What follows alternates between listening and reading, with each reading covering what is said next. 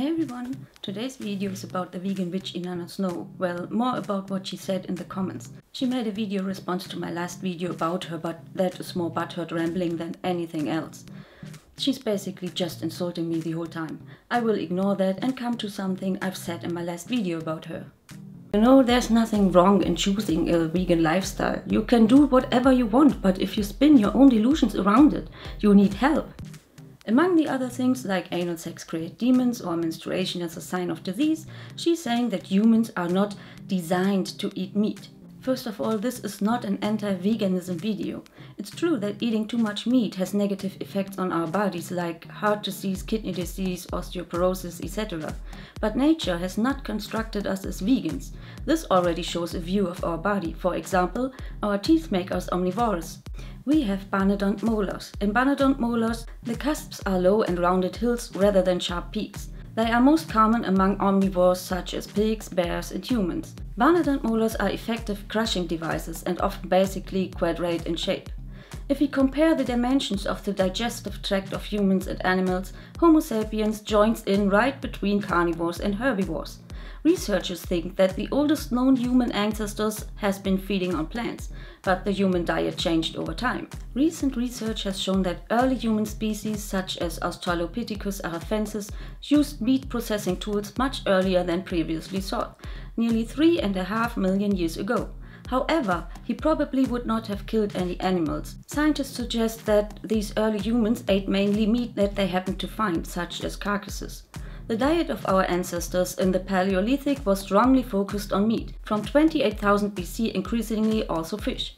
Of course, we also ate plants, berries, mushrooms, eggs, maybe even insects. The Paleolithic is dated 3.3 million to about 12,000 years before Christ. Findings from this period show that our ancestors were hunters and gatherers who already made wood and stone tools.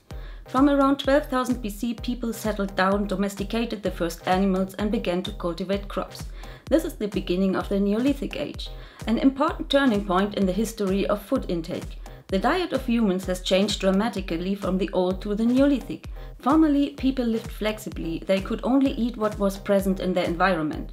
From the Neolithic, the staple food was grain. There were stews and bread. The hunt has moved more into the background. Evolution makes it possible for the human body to adapt to a variety of environmental changes. One extreme example are the Inuit. They live in an environment where plants are very rare, so how could the Inuit eat enough vitamins without fruits and vegetables? It's because the meat and fish were usually not cooked. The nutrients and thus the vitamins were largely preserved. Seal meat and many fish were eaten as fresh as possible, often still bloody. Some parts of the prey are true vitamin bombs. The greasy subcutis of whales, for example, contains more vitamin C than citrus fruits and thus reliably prevent scurvy. In addition, some berries were collected in some places in the autumn, but in many northern regions it went without. Before everyone freaks out, that does not mean we should start to eat raw whales. We live in luxurious times where we can choose what we want to eat. Another example how we can adapt to changes in the diet is lactose intolerance. It differs widely around the world and is probably the original state of our digestion. Our ancestors only consumed breast milk until the Neolithic age.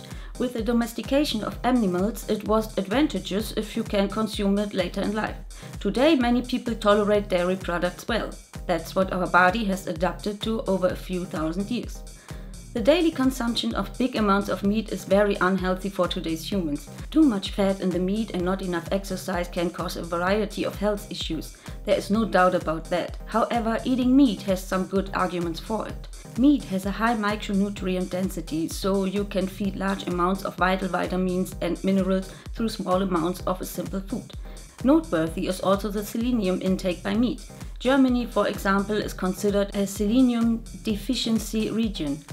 Animals can accumulate the selenium from selenium-poor food and from drinking water. Therefore, animal proteins in this country are much more important for the supply of selenium than herbal. Meat is rich of protein and has a complete human amino acid profile.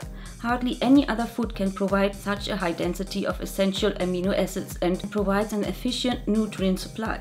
If the renunciation of meat alone actually served the health is not surely clarified until today.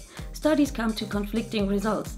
Useful comparative data are so difficult to obtain because vegans typically drink less alcohol, smoke less, well, except our vegan pothead, and do more exercise. They have overall healthier lives. To be a strict vegan also means to have a very complex nutritional concept, so as to not get into deficiencies. Don't get me wrong, it's absolutely possible, and if you want to do that, go for it. But it's not bad for us to have a balanced diet with small amounts of meat.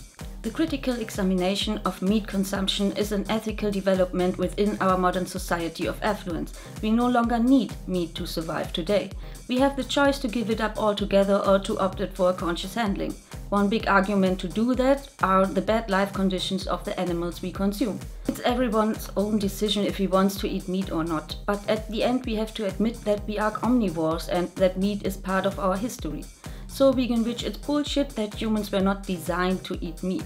We did it for such a long time and developed to the humans we are today, with all our intelligence and the ability to feel empathy, which makes you feel sorry for the animals. And with that, I'll end today's video. Thanks for watching, bye bye and stay tuned.